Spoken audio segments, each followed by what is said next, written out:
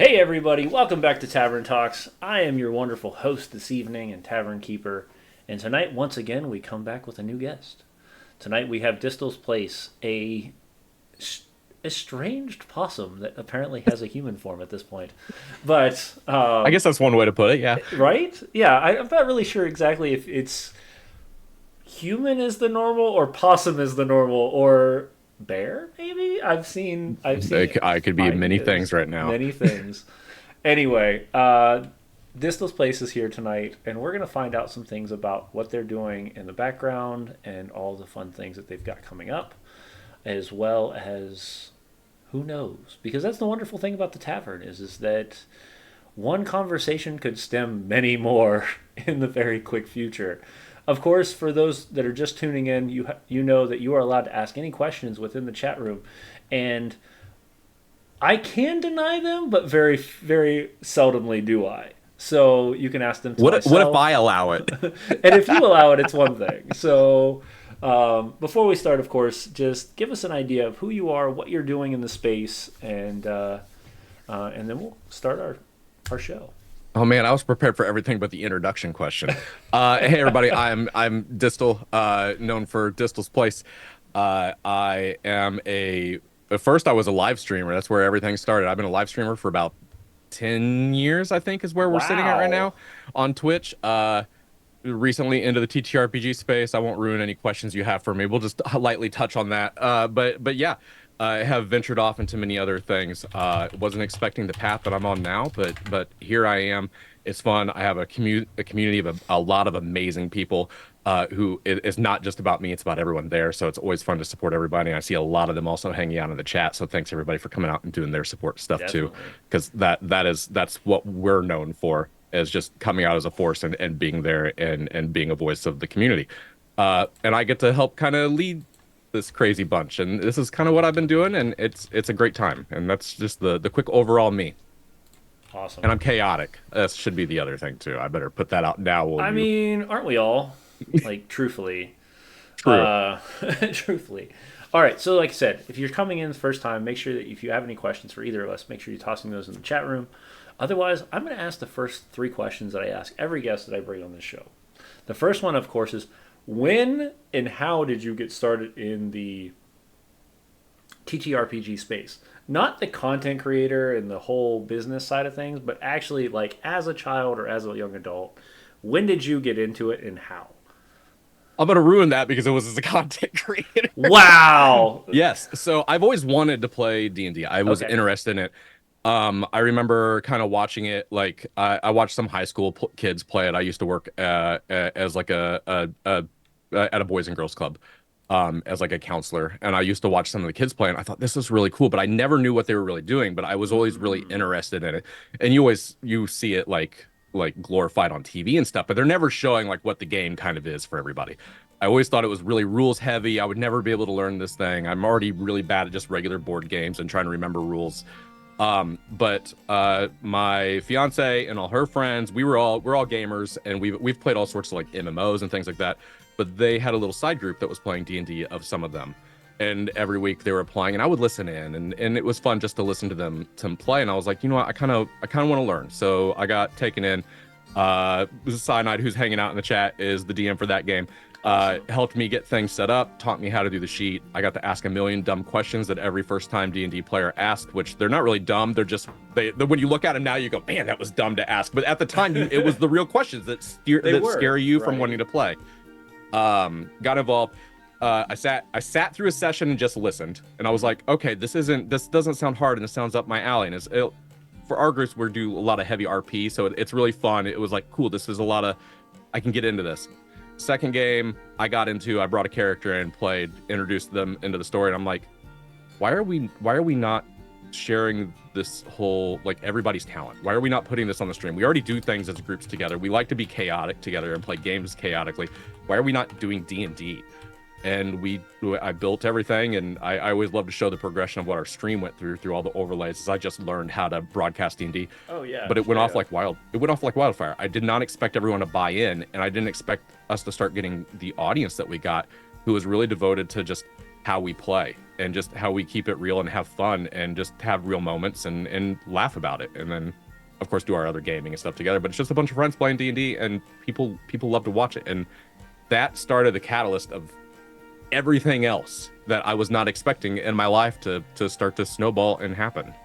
We're going to come back to the everything else because there is something that I do have a very curious question about. Oh, But that is I'm probably outside of prepared the. for it, that I have sitting in the corner right here. So yeah, I had a feeling the question might come up. It might. Just we'll see.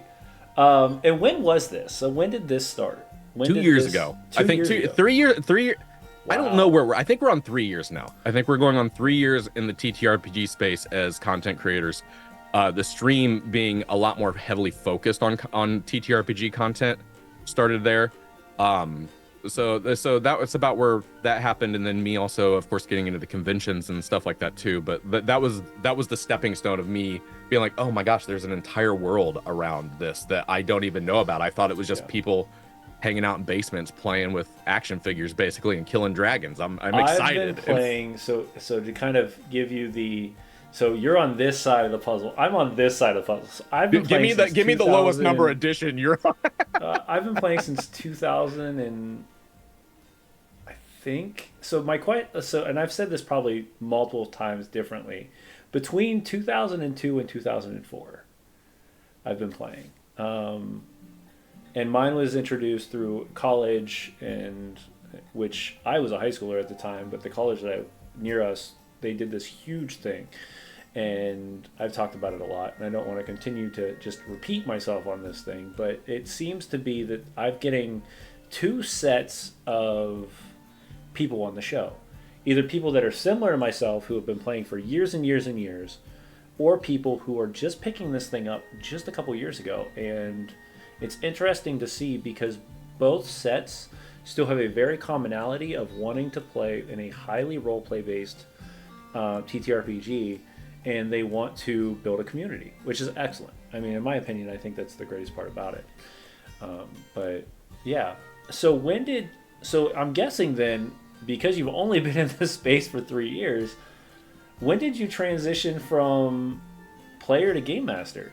Because it seems like it was a pretty quick flip It was over. about a little bit about a year Okay. ago is when I took on Game Master. Now I have not been a DM for Dungeons and Dragons. Okay. I feel confident that I could do it, but I don't feel I could do it justice yet. So Okay. it wouldn't be something, especially as a content creator. There's at least a little bit of standard where I have to go, I'm not ready to display myself like that, but I think I could do it. I am a storyteller for the Emberwind system from Nomnivore. We play games on Mondays. We actually have an alternating game where I'm a DM for one version of the story during 1 week, and then the next week is we call her girlfriend is Pixelated Bunny, who's a DM also for some of our games, does the story master for the other Monday, and they play a different version, but they are coinciding worlds that are actually happening at the same time. Okay. That was my first dive in and really let me play and learn rule sets and figure out live on air, how do I handle situations that pop up and deal with all that. And it's actually been a lot of fun. And I'm wanting to dive a lot deeper into doing more DM stuff, but I got a chance to really get the creative side of it out and see how much Awesome. I mean, I already stream, so how much production can I throw into what I'm doing as I'm DMing to make people really feel immersed in the story that Right. I'm telling? Yeah, things like virtual tabletops and soundboards, and Things And- that take all your money away for hobbies and so much money is being spent right now on content. But it does. It hopefully in the long run is accomplishing a goal that you are planning for. For some people, I understand, and I'm gonna throw this out there, and I know some people are gonna give me this anger face, but for some people, this is a money thing. They want to make money with this. They want to make this their full-time gig. I get that. Some of us, it's a hobby. My daytime job pays the bills, takes care of myself, and then some. Would I love to make this so that this is a point where it at least pays for my conventions? Sure, that'd be fantastic. Am I worried about it right now? No. What I enjoy doing is building a community and having an amazing group of people that have been giving me the opportunity to interview them. And that's it. That's all I enjoy. And I think It's been That's the most fantastic. important aspect right there, is that community building. Yeah. I mean, yes, there's the business sense. You have to do, if you're going to do something and spend that much money, you have to do enough to survive. I mean, that's the only way to make something successful. Right. But at the same time, you don't want to sacrifice your vision of what you're trying to build for Yeah, just because this. it changes from a passion project to an actual business when you start to see a ton of money coming into it, and your original thought process starts to change, in my opinion. Right now, I don't want my original thought process to change, so I am spending as little amount as I can to run this stuff, but at the same time, still produce a decent quality show that people are enjoying. And I think I do a decent job. 124 episodes, people still come and see me. I think I'm doing Exactly, and, okay. this isn't the only project you work on either. Which Correct. there's so much more that you do in the space. So I mean, you're doing something. You are building community. You're doing a good job, and I think that's the thing. Is I think we see the big guys at the top of the food chain right now of the TTRPG space, and we see what they're doing and how they're everywhere, and everything has marketing and that. But they didn't start there either. No. We're just now starting to catch wind of it because they hit that point that it's now popular. And I don't want to call it a bandwagon. That's a negative way to put it. But we're seeing the popularity rise right now, and people are paying attention to that aspect, but they're not seeing the work it took to get to there, and where what it takes to build. And I think that's an important aspect in building is the blocks that started it all and how you did it to And I don't get want to to that dive point. down the like business side of things. Yeah, yeah. But most businesses take 3 to 5 years before they even start anything, and we're still in that growth, right? Like these companies, these people that have been in this TTRPG space for years, you talk to them and they're like, "Oh yeah, no, I started this like 2018, 2017." You're like, "Oh, before everybody else." So you caught that growth fast pushing forward. It's also not their only job and too. then And a lot of Some of them, it's it is their there's only other job now. it is now, but to start it was passion projects Yeah. also. It was the same places that we all started, Yeah. and to remember doesn't But I always will just also tell you, and this is out of personal experience of talking to a lot of these content creators and these people that are in that field, and specifically the ones that are like are celebrities of the TTRPG space right now. Some of them, if this is their only job, they're still having a rough time. Like I'm not even gonna lie. I'm not gonna mention any names, but I have 2 or 3 people that I've talked to on a pretty decent basis, and they're known for their TTRPG content, but they're still. I mean, they'll text me every once in a while and be like, I'm still paycheck to paycheck here," like, and that's just Enter- not a lifestyle I want to live. entertainment is a volatile It career is. path Very, very anyway. volatile. You live by the popularity, Yep. and all it takes is something to not make you popular to take the rug out from underneath you. So that's where I won't mention any names, Yeah. but there were 2 individuals that just a few years ago went from super fame to super gone. Like, and sometimes that is just you have to decide what type of human being you want to be, and if you choose the wrong type, I'm not gonna say that you might get removed. They did Yeah. some really dangerous things in the space, and just were not, in my opinion, good human beings to promote things like that. But we're not going to go deep into that because that's not a fun thing to talk are you about. sure? No, we're not going to do that. So what I'm curious about then is you are diving into Emberwind. Now I got the opportunity to work with the Emberwind guys 2-3 years ago. They gave me all their stuff at the con out of literally a whim. I was like, "Hey, I'm doing interviews like this. Love to have you on the show to talk about your show. What are you doing?" I saw the cheers. hydrate in I your saw the chat, hydrate. so I'm Cheers. gonna. So they gave you all the stuff. Say that again. I apologize. Yeah, so they gave me all the stuff for Emberwind, and I read through it, and it's an amazing story. And apparently, we're still drinking it. Oh, okay. Yeah, we're gonna be doing this for a bit, so you might as well just talk because we're. Is what it is. And I bought the Dino Snacks game for my son because really that's the only reason I went to see their booth is I was looking for a board game for my kid, and then they're like, "Well, we also have this." I was like, "Solo role playing game." First off, I am one of those people that do not believe in solo role playing games. Not for anything else other than the fact that if you're playing a solo role playing game, you're reading a book. Like, it just does not phase the same to me. Did you not though play the old like read the adventure I story, did. choose the page? I did. And as much Did you as they not have were fun with kind that? And of did you not cheat on occasion and try to figure out how to like exactly, see, and that's there my was a thing is there like was you an start intrigue cheating to and it. you start moving past things, and um, I actually got to meet Larry Elmore and James or Jeff Easley at GaryCon this year, who are very large artists in that world during that time, and both of them are incredible individuals. But it did bring back those memories of those moments where it's like, oh, I have to write in the number and then go to the back of the book and go, that's what happens. Okay, flip to this page, and I get it. I really do. But I think there's something about TTRPGs that there has to be a social aspect to it. Otherwise, you lose that flavor. Now, with that being said, I'm saying this for one of two reasons. That's One, why I'm gonna wait. I'm gonna wait yeah, to yeah, see if you yeah, counter yourself before yeah. I So counter one you. of the two reasons is because I don't believe that TTRPGs should be a solo play.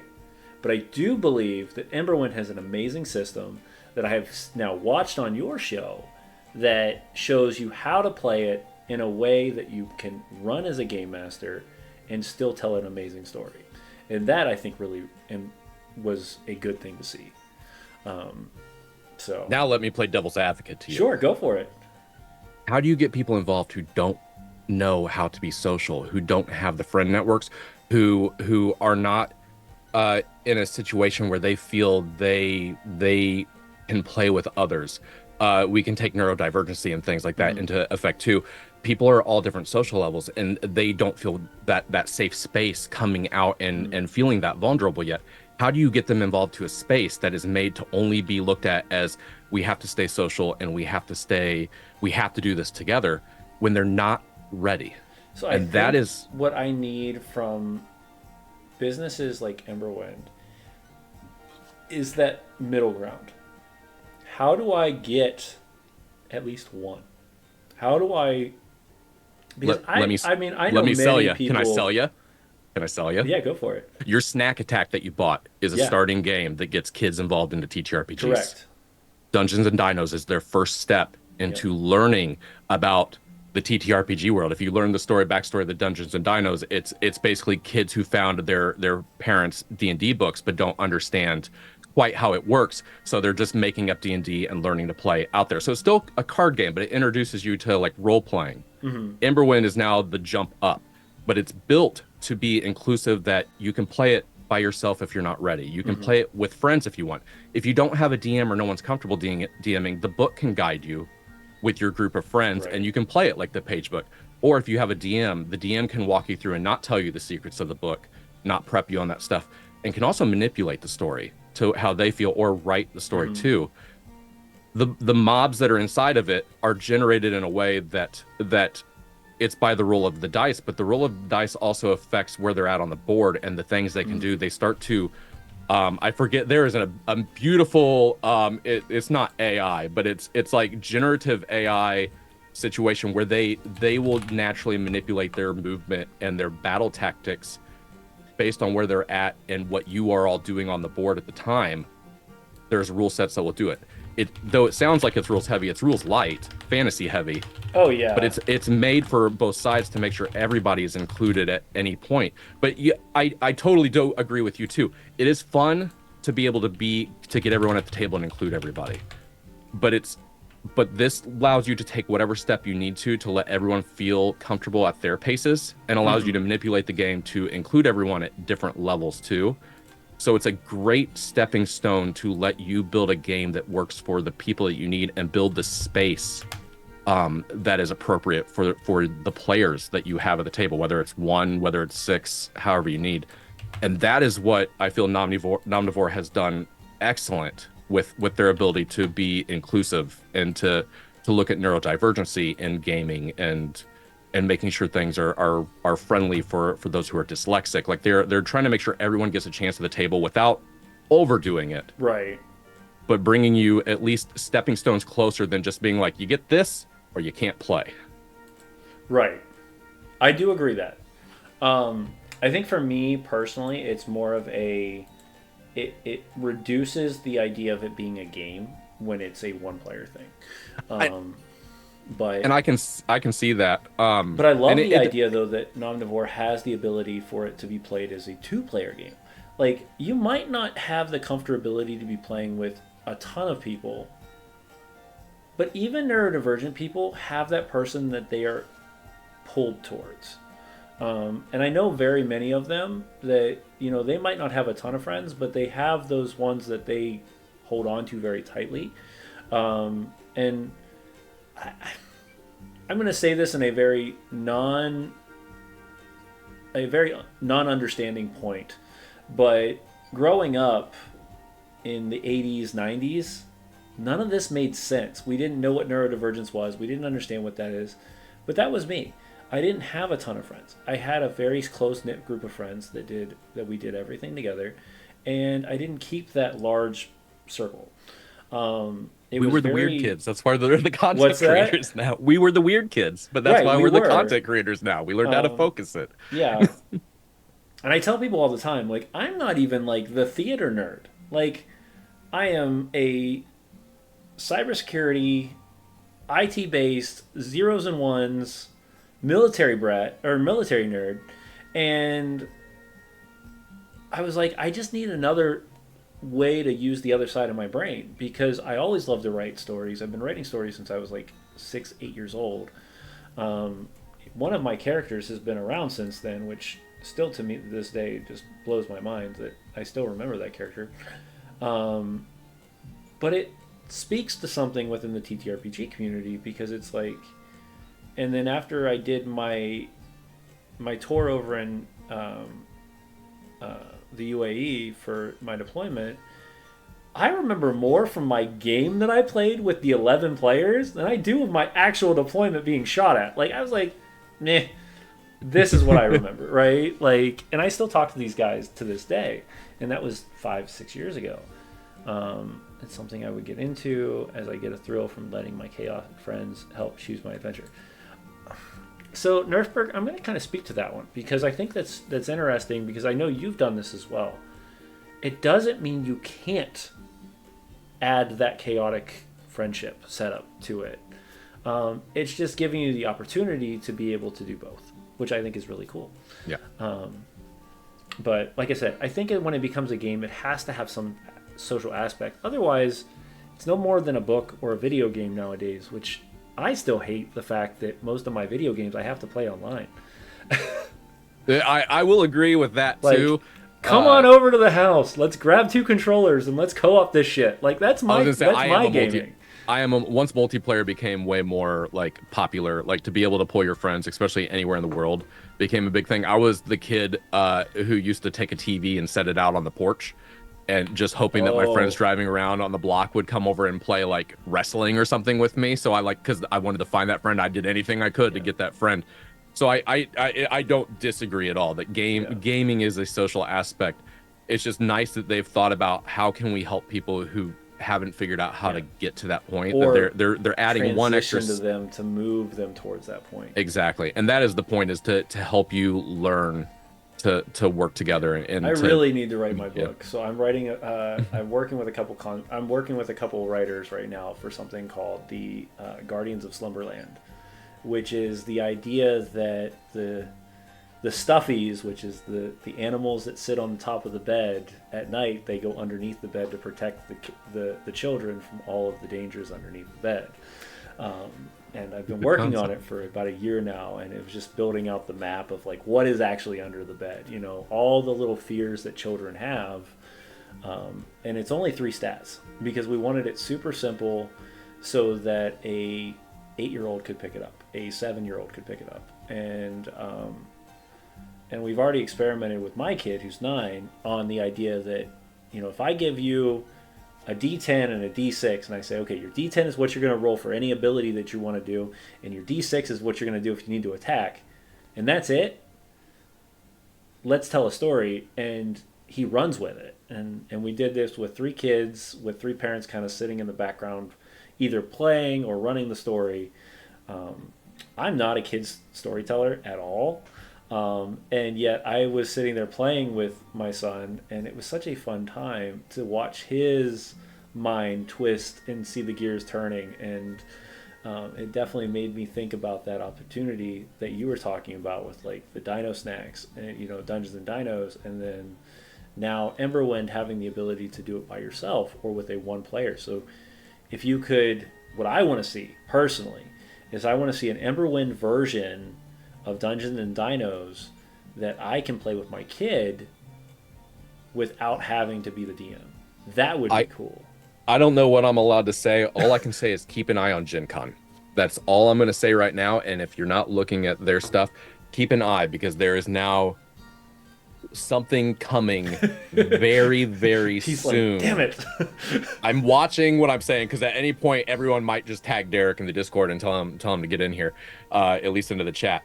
There's your chance to get Derek. But there is a lot of cool stuff coming that I think will help bridge those gaps. That's awesome. I'm excited to see where it goes to. And I'm on that. And it's something that is very, very passionate of mine, because me growing in a very young age into a world that didn't understand that. I grew up in a very small town that hid D&D. It hid things like this. But what it didn't hide is it didn't hide the internet yet, because we had libraries and you could go to the library and do things.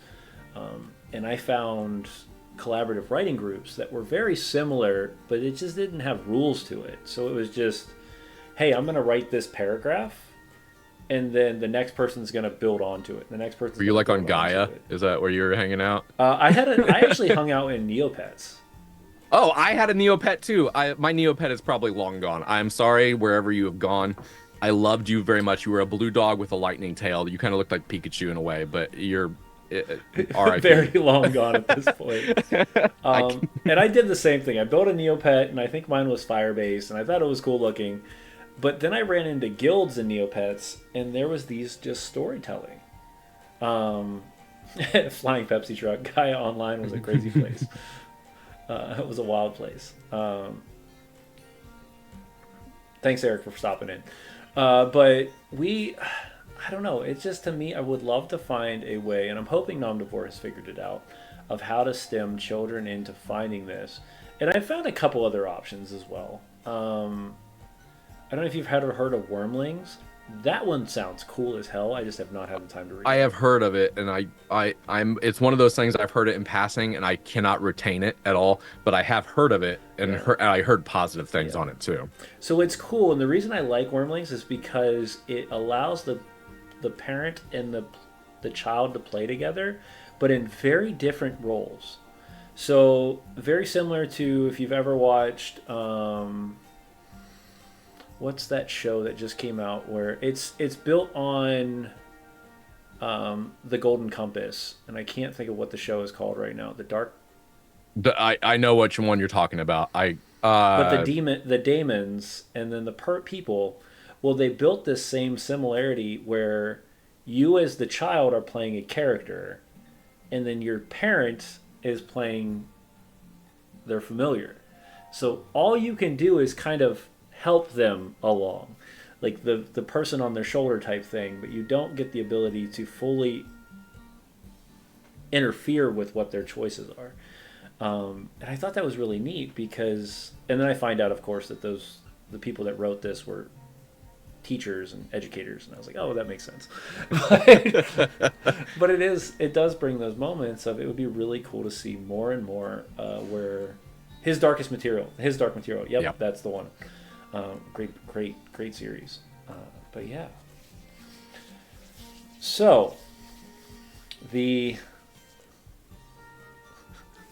need. I said at the halfway point that sooner or later we would have to do a shot, because you can't hang out with me at some point and not do some sort of cheers, some sort of something. I did not bring liquor, and I will join you in a shot when we get to Gen Con. Like, no, don't you dare. You will not get away from me without at least having one. I normally do liquor, so I mean that's a normal. For the honor of the community, if everyone knows my chaoticness, you can't go anywhere without getting ready to cast a fireball. I'm gonna give you one, just so we can have some fun to finish this off.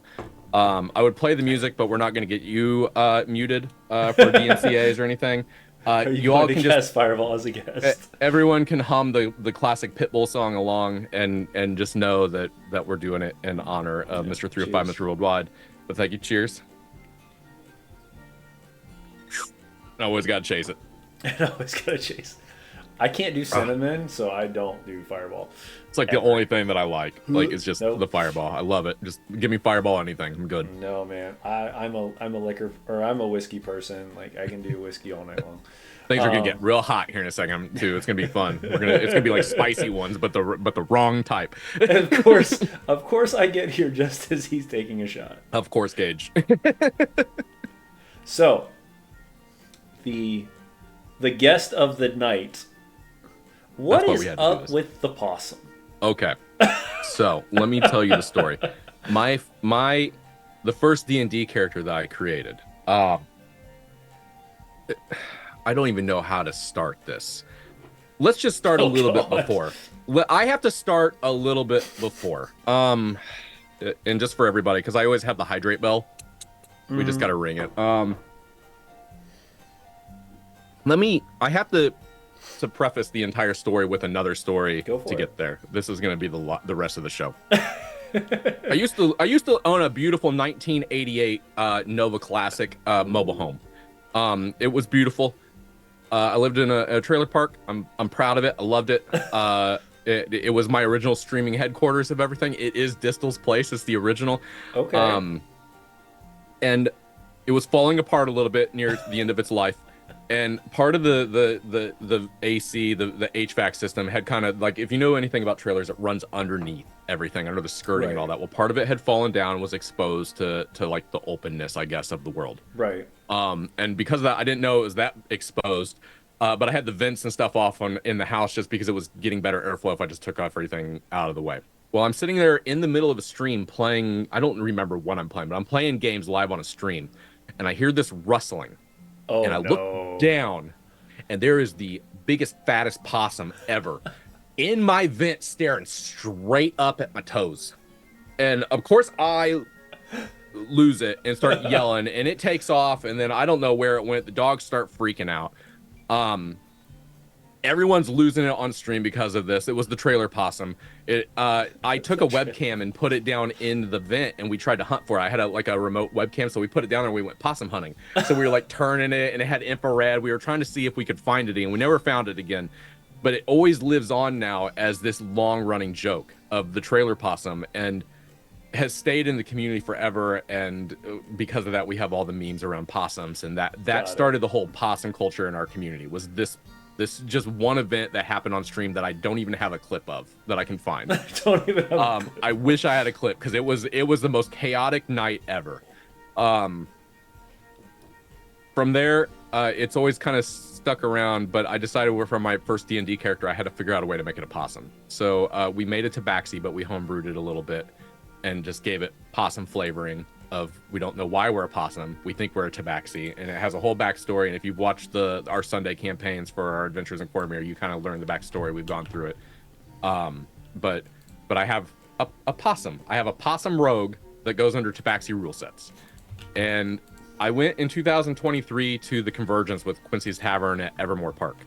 And they were supposed to have a fantasy cosplay dinner type scenario. And we're like, well, how can we bring a fantasy? I'm like, well, I want to bring my character Deppers to life. How can I do this? And I've been trying to figure it out. So I got a Halloween mask place to make me a possum, and it would scare children for the rest of their lives if they saw it. If you watch some of my old TikToks, I tried it out and I did some things with it, and it was bad. It's very bad. similar it's to like. So it was Five called Nights at Roadkill Freddy's, Possum, like, is what it was, and I terrifying. wrote. It was Roadkill Possum. Is literally the name of it, and I wrote them. I said, "Can you make it with less blood?" Because they could like hand make them, and they're like, "Yeah, we can." I said, "Make it look lively, not dead." So they did it, and the mask was okay. It was great for a Halloween, like pop out of the woods, like boo, but it was not good enough to work for like actual cosplay. So I went hunting and hunting to find the So you went perfect. You went full fursuit. I went almost full. I'm partial. I'm a partial fur. Yeah. But no, I I'm just saying with the actual like mask. Yeah. Though it's full fursuit. So I went looking for a person who could make a possum mask, and I found Sarah Cat Fursuits. And I thought when I first found it online, I thought it was just a dead link of just a photo someone had. And I was like, I'll never find a person who can make something like this. And I was like, oh my gosh, you actually are taking active commissions. So I wrote them and told them, I was like, and they're like, we don't deal with non-furries because there's just usually drama along with it. Right. And I messaged them. I'm like, here's my situation. I'm like, I have no, because I've been a cosplay photographer also for a while. And I'm like, I have full respect for the furry community. I have full respect for cosplay. Like, I need this for my own cosplay. I'm not here to disrespect it. I really want to honor it and do it right. And I would love for you to be the one to help me bring this character to life because this character means so much to me and I want to do it. So And now you're a furry. exactly. We'd set it up. I got the mask. I used it at Convergence like once or twice because I was like, eh. And I have a couple photos, but I just didn't know what I was doing at the time. So last Gen Con, I decided, hey, I'm going to bring it out and I need a full D&D outfit. Like if I'm going to do this, I need to do it. So I went out with basically $1,000 and walked around Gen Con and went to a couple of the different armor places. It was like, make me become a character. And I had it all. And I started putting everything on and wearing. I'm like, this is making me feel like the thing I had in my head, Right. which is, you can't really see. It's back here, the commission art that I got from Grinning Owl on it. Yeah. And I was like, this is working. This is working. So I spent a day walking in Gen Con and I was walking with Dwarven Dad. If you know who Dwarven Dad is, YouTube content creator. He's always like really close up, like what is it? Oh, Sweet Morty. He's like, oh, Sweet Morty.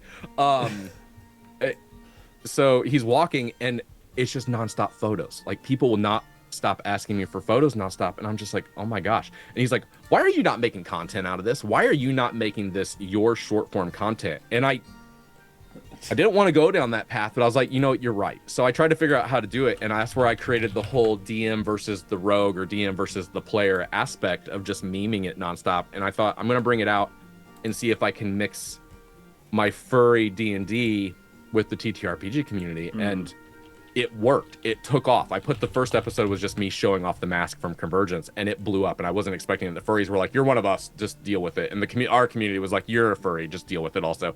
And I was just like, okay, I'm just going to be a furry and see how this. And I did. I accepted it. And it's actually been a really, really great community that has taken me in. Yeah. Even I compare it to the TTRPG community. I think it's even more wholesome than the TTRPG Oh, I community. agree. I mean, I have a couple friends of mine who are in that community. And as much as I could not, because I feel like I would just sweat myself to death in that thing. My friend Taylor runs a full dragon furry, and I love that thing. Like, every time I see her at a convention, I give her a big hug, and I'm like, "This is the softest thing I've ever felt." Like, the amount of craftsmanship that go into these masks, yeah. and or the amount of money that goes into these things. Oh yeah, yeah. Even for the kids that I see walking around who have made their own, like I know what it took to even build like some of the ones you see where you're like if you were a normal person just looking at it, you're like, oh, I've seen better.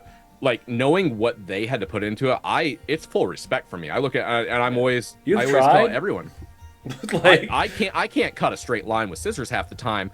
You actually have something you're wearing that I recognize what it is. it like fits. Yeah, you have done an amazing job and you deserve all the props in the world because this is the start of your cosplay journey and your furry journey. Yeah. And you deserve a round of applause right there. Yeah. I think the secondary side of that story of that community can get extremely confusing, but the normal side of it is fine. Yeah, so there are the connotations of different things in the community. Even the own community likes that. Sorry, let me rephrase that. Hates that. Because but that's the same in any community you go to.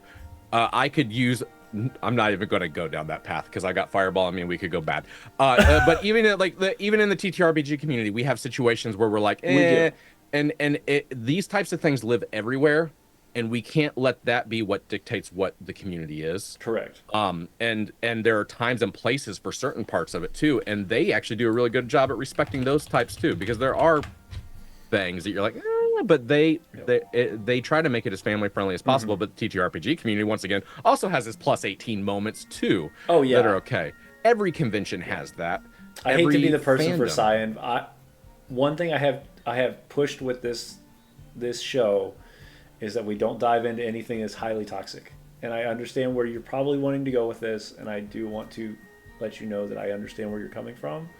but we're not going to dive with that here. Maybe it's be a furry. If it's be a furry, it's a different question. Like I've definitely got my considerations. And you and I have talked about it. There's a possibility it could happen in 2025. So I think it's fun, and I wasn't expecting it to blow up like it has, Yeah. and it's really become. I did it, and everyone always asks, "Are you a furry or are you a D&D character?" And I'm always like, Both. "What do you think?" Because it doesn't matter what I am. Why do you care? Why does it matter to identify me as something? Why can't I just be this? Why can't I just be happy Right. being this? And if you don't like it, you don't like it, whether it's D&D or furry. Right. Who cares? I'm doing it because it makes me happy, and I think that's shown in my content too. And I just Your content have is fun. very I'm going to give you the props where it absolutely is deserved. Is your content is very wholesome. It's not highly negative. It's not rude. Are you watching the same content? Yes, I'm watching the same content. And I get that there is that tone to it at times, but at the same time, it's very wholesome content. I have a rule with like I know like on my streams and stuff I'm much more on the plus 18 side. Yeah. And stuff. And plus 18 is fine. And I'm chaotic and I can be toxic at times, and that's me. I'm real. I'm Right. gonna be real and always be who I am. When it comes to making like my short form and stuff, like I'm gonna be me, but I also know that other people are watching it, and I know that like when comments, like bad comments come in and stuff, I erase them. I don't fight with people in the comments. I never do. Even people who leave bad comments, I always leave something usually positive back if it's neutral, because I know people are watching it and this is their happy space, and I'm not gonna bring that into those types of things. So I treat my short form very, yeah, I try to treat my short form over there like that. But I will always, who knows if it's always going to be wholesome or what I'm going to do, but at the same time, like I'm not out here trying to like, I don't want to be toxic in my content either. I'm not here to like bash on people, or I can easily we're here go to off make on some... we're here to grow a community, not break a community down. I mean, that is Exactly the policy of what content creation is. So. You couldn't have said that more beautifully too. Like there is a lot of issues and stuff in the communities, and I know that we get mad and we want to go take the torch to everything. Sometimes it's not about burning everything down. Sometimes it's about rebuilding it how we want, and we can rebuild around, and we can just start to push out what we don't care. Agree. And we don't always have to be just always burning it down to make something new. We can build around, and we can improve, and we can still leave things that people love too, because there's always aspects of things that people love, and we should always do our best to even uplift even the bad things. When bad things happen, we should, instead of just always trying to burn them down, we should try to find ways to uplift them too when we can, and support people and make people better, because we don't want to lose people out of our community. There's only so that, like the content creator fields and all this, it's not as big as we all think. It's actually small. So when we lose somebody, we've lost a lot of content. It takes hit. Yeah, and the TTRPG community very similar in my opinion. Like it's yes, we're growing, but we're still not like mega mainstream. Like how many big mainstreams are there really, if you just call it off the top of your head? Like there aren't very many, and it's the same ones. And then there's a reason that the creator community deals with each other a lot, because it's the same people, and it's because it's not actually that big. Yeah. Because we're all, the ones that are down here are still trying to lift each other up to get there. And I think that's always important too, that we need to always make sure we're looking for the fresh blood. Yes. Don't be killing off your own children. Like bring them up with you and help them. And I'll tell you, that's rise. one of the main things that I focus on with the tavern here, is that I'm not just looking for people who have a ton of content and a ton of big creations. I mean, we bring in people that have just started their TTRPG journey, all the way up to people who are at that celebrity level. Because I think it all needs to be told, and the story all needs to be shared. Because if you're just sharing one side of the puzzle, you're missing a very good moment to maybe grow that you're not expecting.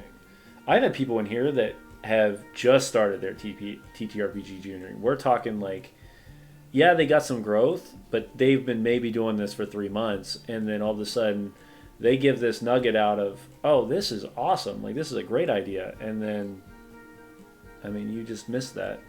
But yeah, I don't know. For me, it's one of those things where I just kind of, my goal for this place is to give as many people a voice as they can, no matter where you're coming from. I think that's important. uplifting voices is important thing. It's an important mission that we have too. Is helping, like, and I've said it ever since I started streaming in the very beginning. Is I want to bring everyone with me. Yeah. And I know, like, when you look at the reality, it's really hard to do that. But you can strive to do your best Yeah. to uplift people as much as you can, and the people that you can't, you can do your best to help encourage them, and not just be like, sorry you got left behind. Like, you should still be pushing to help people that should never be be the best case. that they can. So and we try to do a lot of that in our community, and I'm not always, I do my best. I'm not always the best. I try my best. I'm human and We are screw human. up a lot of things, but it's always on my mind of, if it's, how can it be a little bit more than just me in this moment right now? Like, I got a lot of wonderful people in the chat right now too, and they are all in their own ways wonderful creators who have done something to help me out along the way. They have done something to be there, to be either a voice or a spokesman for the show on another show, or to do art, or to support. So it's always great to just see everybody who comes together. I give headaches. Or, as Cece said, gives headaches. Hey, and I think that's awesome that you're willing to see both, right? You're willing to see the opportunity to improve it, but also, you're willing to say that those things that might not be as appropriate for certain people. All right, I'm getting the unequivocal request to wear the head. Oh my God, of course. So here's the question: which one? Ooh. Because we have a new persona that has recently entered the arena also. Bear or possum? The bear and the possum. I will show both. Okay. I will probably not put. Oh my gosh. Do I put them on? I mean, I knew it was going to be asked, so I prepped and brought them gonna be downstairs asked. with me. Hold So on. is the one behind you? Is that the terrifying one that? There's one behind. Oh God, that's scaring me because I didn't know there's one behind. Is it sneaking up so on if me? you look at me Okay. on your shoulder behind two of the Right cups. Nope, the other side. The dragon? Nope, the other side. This? There's a mask there. This? Yes, that. Oh, that's just a possum. That's just a fuzzy possum. Oh, okay. This is Okay. Princess. This So is funny Princess. enough, put it where the way it is. Like, it didn't look like that before. No. When you had it tilted to its like front, those look like eyes, and I thought that was literally a costume like a head sitting back there. No, I don't even know where it's at. It's probably going to appear in a closet one day and just scare somebody in this house. Terrify All right. you. So this is the original. This is Deppers. That is fun lore fact of the community. Many people now in my content creation world who have picked me up from short form don't know that there's actually a name to this persona, and it's Deppers, which is my first character that I made for D&D. It's basically just synonymous with Distal now, and it's okay because I it's thought just his name was easiest. Distal, truthfully. But, exactly, and it's the easiest to go with that. but so, Deppers definitely, like, I get it. And Deppers is the real name if we get into it. Yeah. It does. So Sarah Cat Fursuits made this. It does have a jaw that moving fully jaw. works. It has zippers and all that in the back. I usually never have to undo anything, but we'll wear it. My sound will get a little weird, but yeah, I can wear it and I can talk. And when I do my content, I have to hyperextend just a little bit to make it work, and it falls if I don't have like all my gear on. So usually my gear is holding it in place, yeah, and I can really talk then. that's awesome. So if you've watched our show, well, let me rephrase that. If you watched my Monday night show over on Gen Con TV, we have a player who is playing in a goblin costume. I saw that. Is epic. Sadly, something very terrible happened to him this week. That he is no longer with us, but he will be bringing back a new character next week or next time, hopefully. We'll find out. But one of his reasons is because that costume was so tight around the face, it was starting to hurt. So we told him that was fine. So. Yeah, Gage, Deppers is one of the first things that you ever drew for me. It actually, I have it. I have it. Let's show it off. If you can. There's a lot of fan art and commissions and stuff, and I usually try to print them out and hang them around. Yeah. This is actually made by Gage. This was one of the first things. It was on a Thursday, like, draw things for the community stream, and I was like, can you draw Deppers, and I just gave a whole bunch of references, and he did an awesome job. And this is what I've got right here, That's awesome. and it hangs on my wall back behind me. We've got all sorts of cool stuff. But I did recently. I had a TikTok take off that I wasn't expecting to take off as much as it did. Yeah. That about wanting to get this right here. I've been eyeballing this bear for like the past year. So Sarah also made this. I'm not gonna say that I'm gonna be doing a. I'm probably gonna be doing a donation stream here next year. I want the eagle. That griffin, griffin that was down there, the blue one. Yeah. Oh yeah, and Sarah can do amazing stuff. Like, Sarah I don't can do know some... how much that thing is, but if we can raise enough money, I'll buy that. You want sucker. to know? I know how much the average commission is. Yeah. Usually, a head commission for a fursuit is about 3,000. Okay. So if you want a high quality suit, if the real world really wants me to wear it, then I will wear it. I am perfectly happy with that. I will show this one off. Especially with the blue, because it matches the logo. Like, I would totally put the Griffin as the group. That's awesome though that it also moves with the mouth as well. This one fits me a little bit more, like in all situations, and I can talk in this one a lot better, and mouth. So this is cool for this one. But I have no vision in front of me. My vision is I can see here and I can see here. So I have to look here or I have to look here as I walk around. But that is the problem with some of these suits. Yeah. So but yeah, those are the suits.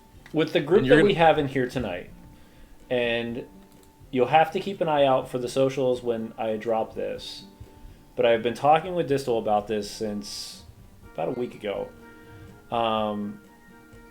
Would anybody be curious in a full furry head TTRPG in Humblewood in 2025? That is the curiosity. I'm curious if others would enjoy it. Oh, I already know people would enjoy that one, and I'm sure the furry community would love it too. I think we'll have to do it. If I can get at least half of it through the community, I'd be happy to push the other half of the money to get that, and we would have a full cast that would have the furry suits, or at least the furry head.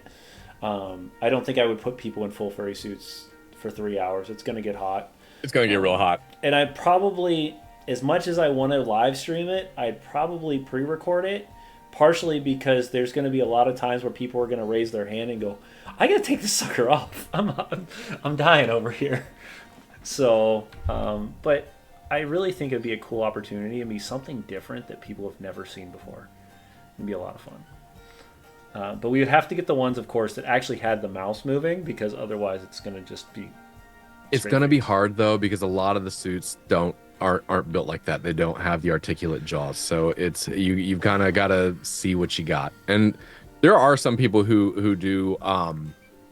like, I have a version that is like a normal, like, partial-ish suit. Like, I've got the ears and I can do the makeup and all that stuff, too, that help out. So...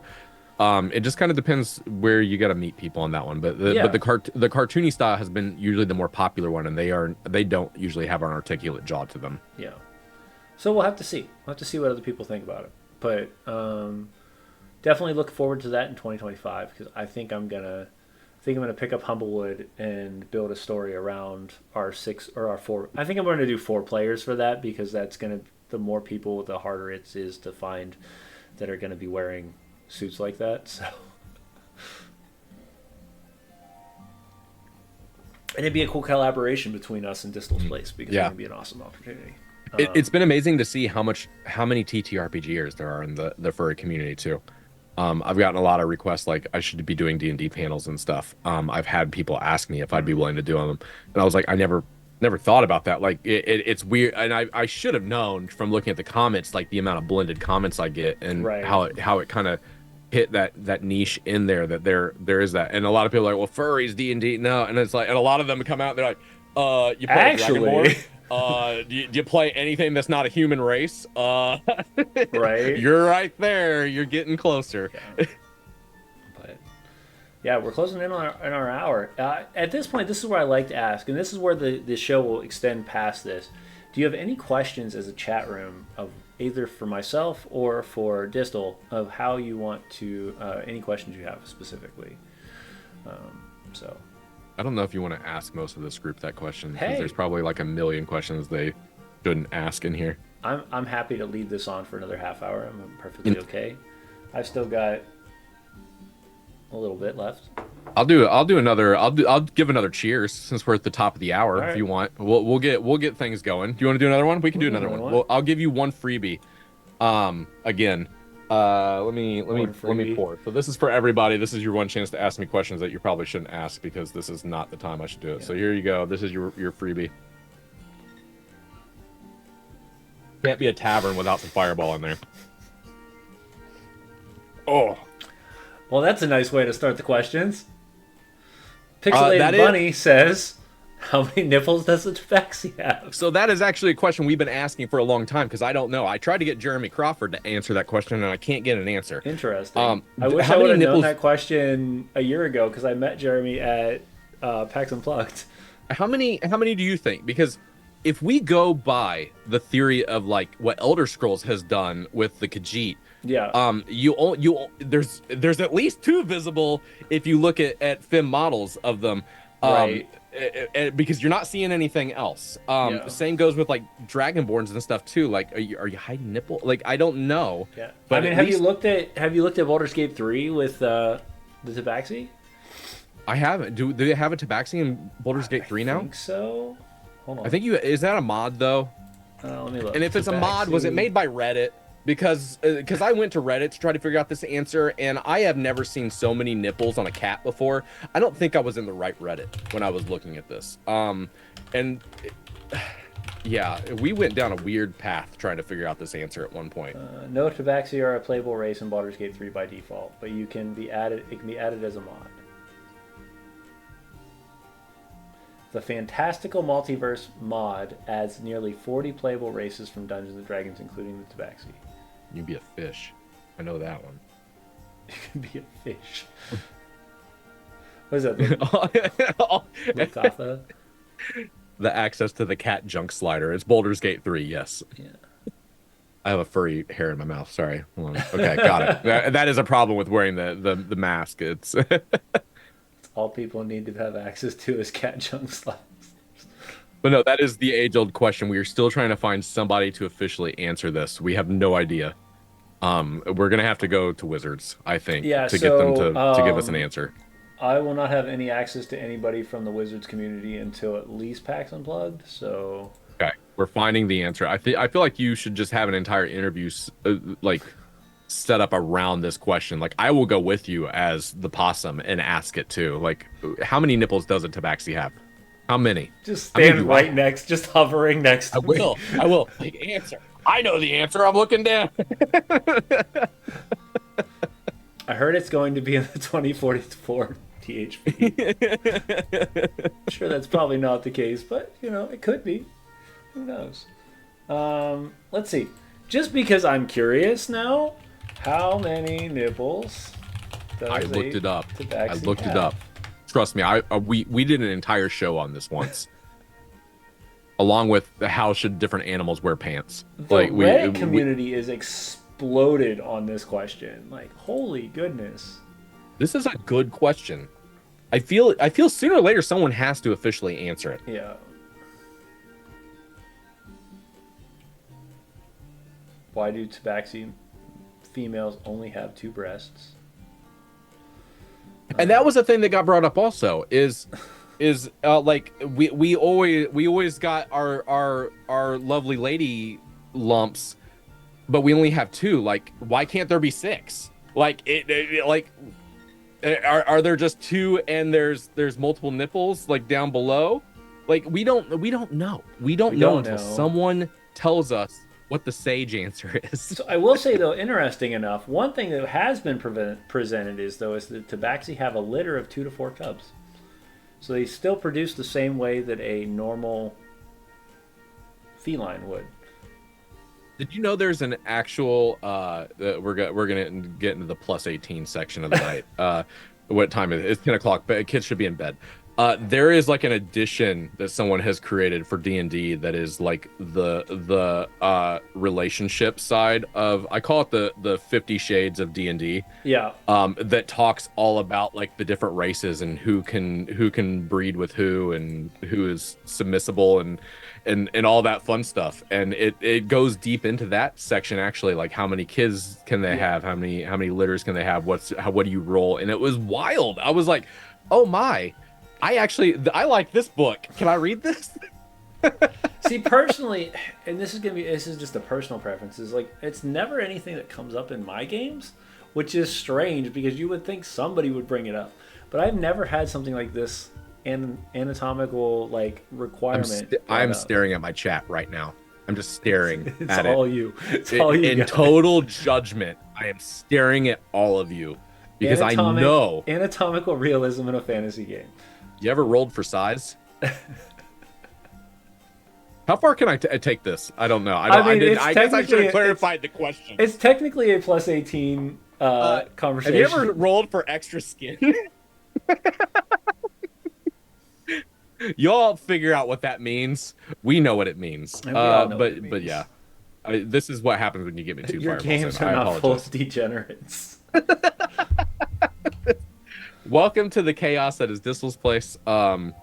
We keep it real. We have fun with it.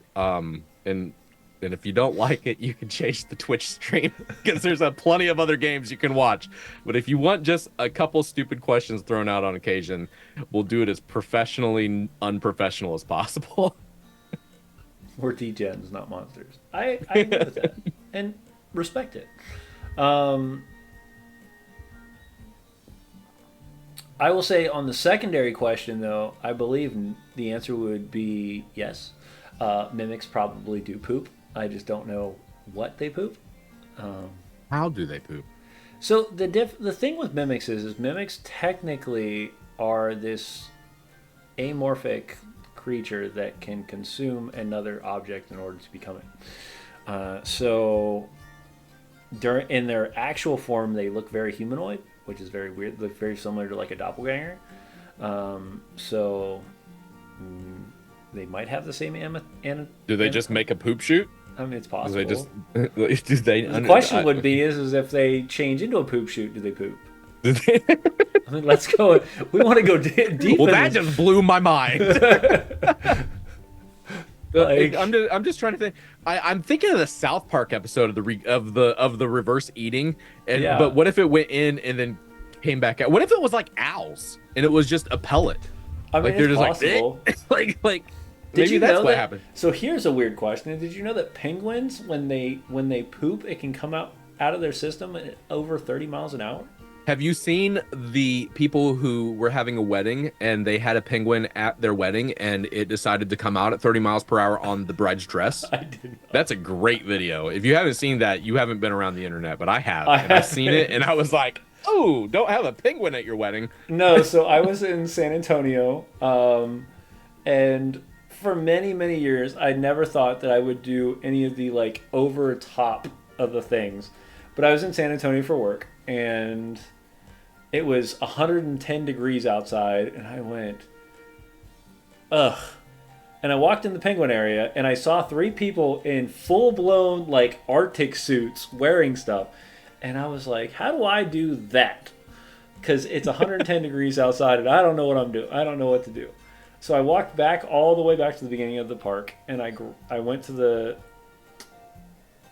guest place, and I said, how do I get into the penguin area? And they said, well, we don't have any of that for the night, but if you would like, you can meet a penguin, and it's like a quarter of the price.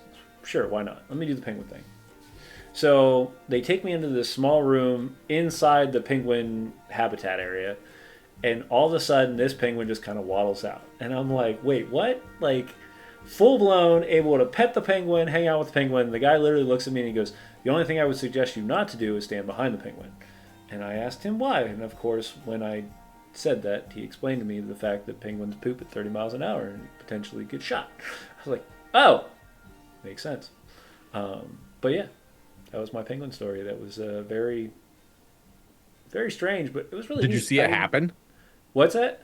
Did you see it Oh happen? yeah, hit the back wall, like boom, Okay. splat, like a freaking paintball gun. Like it's a little frightening. Uh, how the fuck do people live? Estar I Diem, don't. I completely agree with you. I was down there for work, and I still ask that question myself. There are very few states in the United States that I'm like, bro, I would never live here. Texas is one of those that as much as everybody loves Texas, and I have no problems with people who come from Texas or live in Texas. Not my state.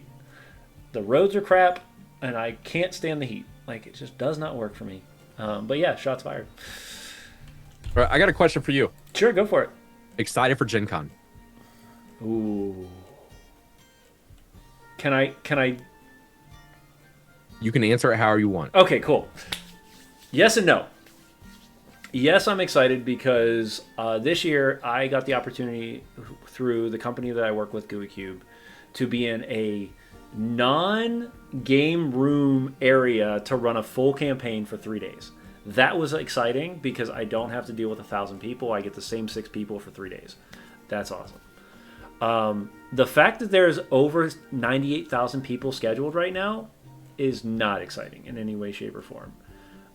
And I'm a little terrified on the fact, and a couple friends of mine have messaged me as well, is it looks like Gen Con this year really promoted the idea of events, which means networking and just common meetups are going to be a lot more difficult this year because of the fact that it's going to be like, hey, I can see you for 5 minutes, but then I got to run off and do this thing. But that's how Gen Con is every year. Like it's so industrialized, and it is everyone's like network up opportunity.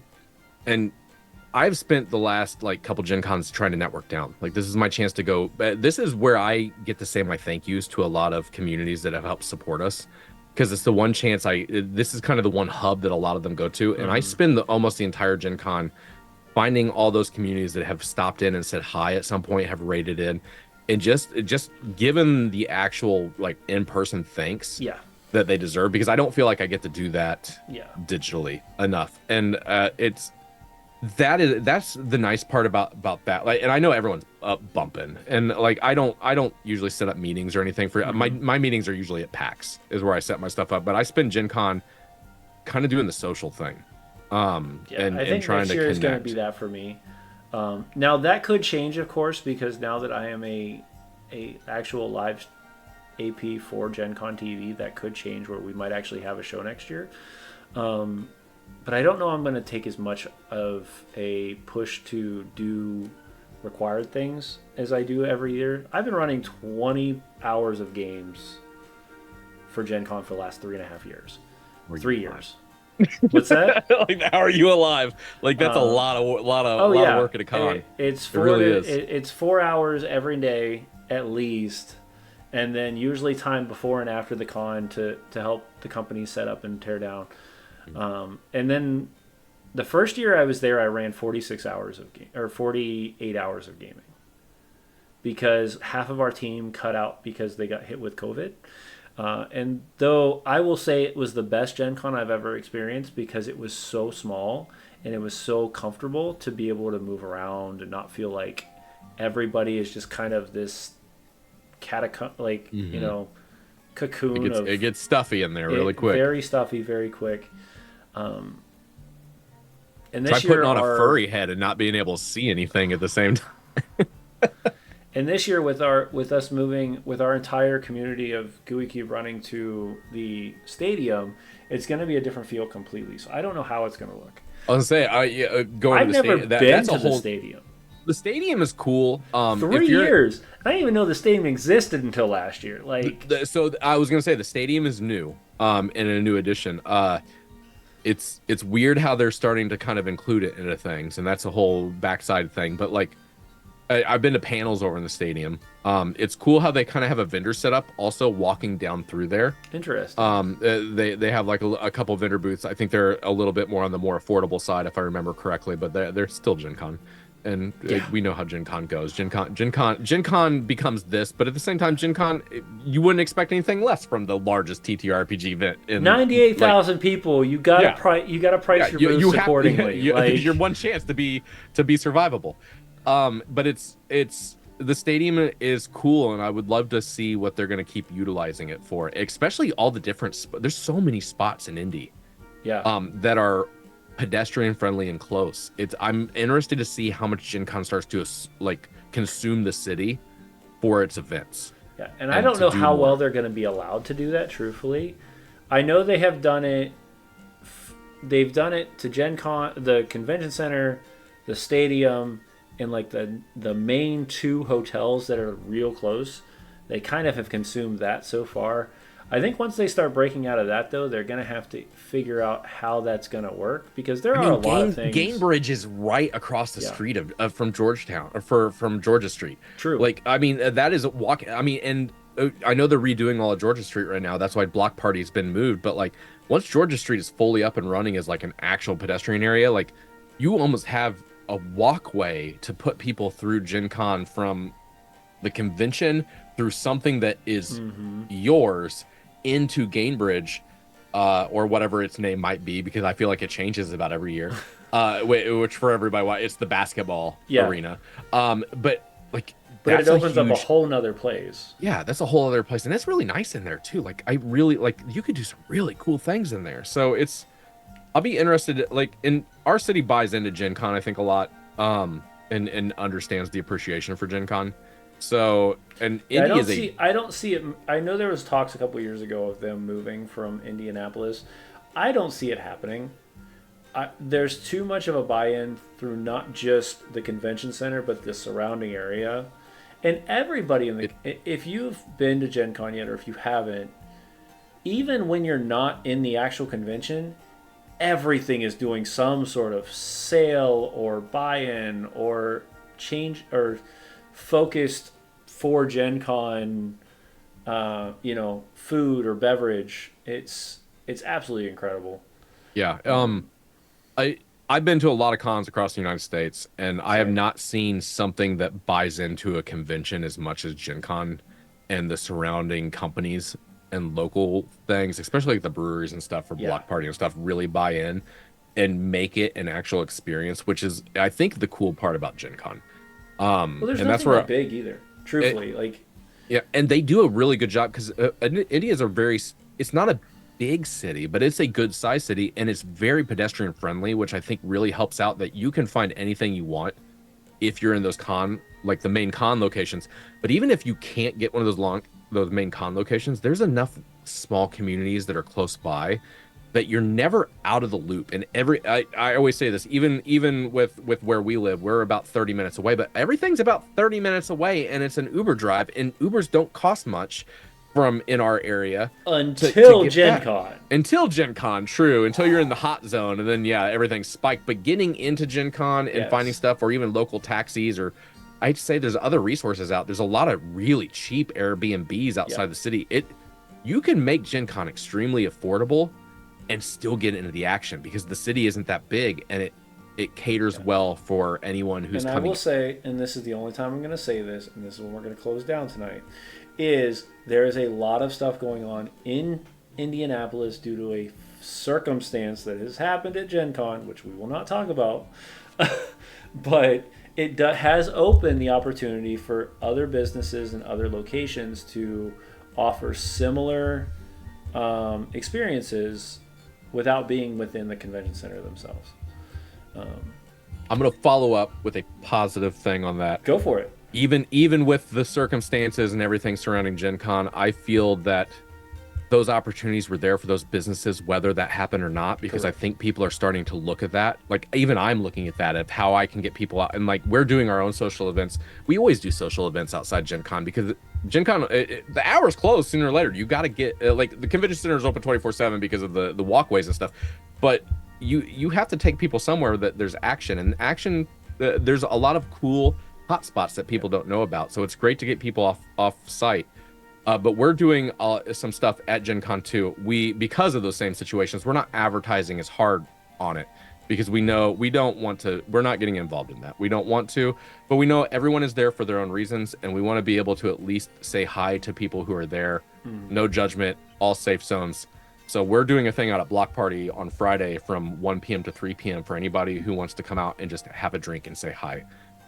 Whether you're a creator, whether you're a fan, whether you're just a person, we want a chance for, we don't get to meet up very often Yeah. across the United States, and this was a hub. And no matter what your reason for being there or not being there is, say hi to your friends. Yeah. At least say hi to your friends and support the local places that are still involved in doing that, because there's a lot of local breweries out there that they're making their Breweries, money. game stores, like And Gen Con. Surprisingly, as much I've never been to any other than for Gen Con, but even just a quick walk, you can run into 3 or 4 comic book slash game stores, and they're usually doing something very cool or something that's unique, and you don't have to push too much on any sort of like extra you can throw issues. your money at Gen Con, but actually throw it local. Like it's one Yeah. of the few cons that you can kind of throw it local and still be in There's so the many hot game, like mix. I did not believe this, but there are so many game stores in Indy.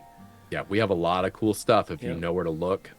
That's the nice thing about living here is we're insiders. We know how to play Gen Con for its fullest ability, even before everything that we were saying that we're not going to get into. But like 1 to 3 p.m. Friday, if you want to have a beer with us, come see me. I'll treat you. If you need to get away and want to have a beer really quick, we're gonna have a whole bunch of people out I there. wish And I could from it's one one to of those. three. I am in a game from 2 to 6 the Well, entire you just weekend. hit me up anyway at any Of point in course. time, and I'll take you back out there. We'll go get it. We'll go Sounds get a good. drink. But 1 to Um, 3 is what we're doing.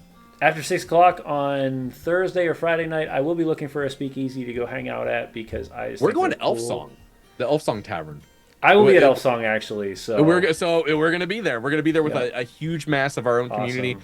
and there's a few other people from other communities coming to join. So say hi, because we don't know Awesome. what it's gonna be. We were like, we want to do something wild as a group, and it Oh, yeah. just seemed perfect. I've thought about I haven't purchased either of the tickets yet. I was gonna purchase the 150. I haven't decided yet if I want to do the Quest version of it or if I want to just do the $50 for the. I want to do hood rat things with my friends. So That's kind of where I'm at. I might spend just pay the and just have $50 some and fun. just go do the hangout. I do wanna have work some for my friends of drinks. mine that are like, "Oh, we want to do the actual like adventure too," and I was like, maybe."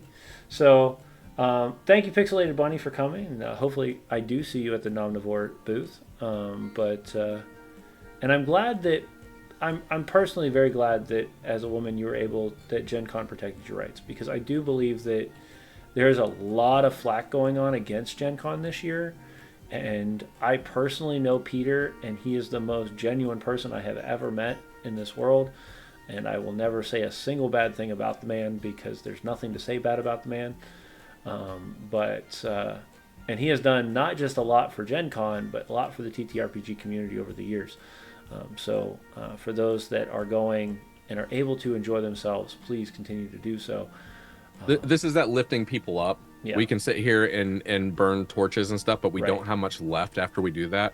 How about we find ways to make a positive out of something, Yes. and find ways that we can turn and make better environments and build the TTRPG community we want, instead of trying to crash it to the ground before we start building it again. Because if you crash it to the ground, we might not have the building blocks left to build it afterwards.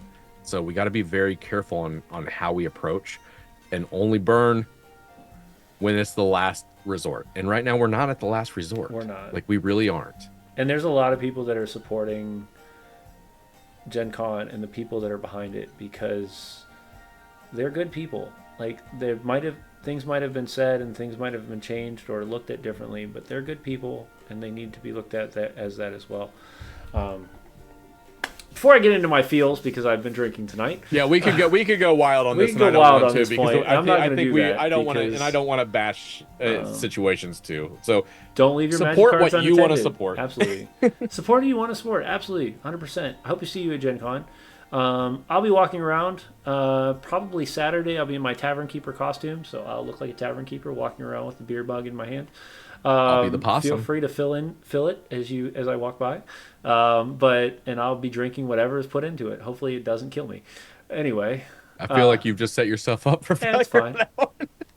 I do. Every Renaissance fair I go to, one night I'll bring an actual mug And if anybody pours anything into it, I keep drinking. Like, it's just how it is. It is the Viking in me that slowly my liver is turning to iron. It's great. It's a good time. Anyway, before we close out, of course, do you have any last things you want to say? Um, just thank you for having me on. Course. It was actually really great to get to have dinner with you because we got to Yeah, cheat right? And, I wasn't even going to mention that, but that was awesome. A totally unexpected situation that Right. that we got to help people. But we also got to have dinner, and you got to meet some of my own community, Yeah. and that was really nice to get to sit down with you. And then thank you for my community for showing up, and everybody else who's come out to support. So always appreciate that. And we're gonna make Gen Con fun. It's gonna be fun, and everything's gonna be fun. Awesome. So just keep being good people. That's the biggest thing. Keep being good people. Keep being good people. All right. Well, I'm your tavern keeper for the evening. Raise your glasses high. This is last call. I will join you next. Actually, no, not next week because I'll be at Gen Con. Gen Con. The next week we will be having Tavern Talks will be the 7th of August, I believe. If not, it'll push all the way to the 14th. I'm not sure if I canceled the 7th or not. But if I didn't, keep an eye out on the socials. I don't know who the next guest is. They are already slotted, but it's a couple weeks away, so I don't want to give away too much just yet, just in case some things change. But I hope you all have a wonderful, wonderful week. And come see us on the 12th on Gen Con TV as we continue our story in Icewind Dale. And if you do see me at Gen Con, make sure you stop by, clink glasses, and be happy to thank you for just being a supporter of this channel. Until then, I hope you have a wonderful, wonderful time, and we'll see you guys soon on Tavern Talks.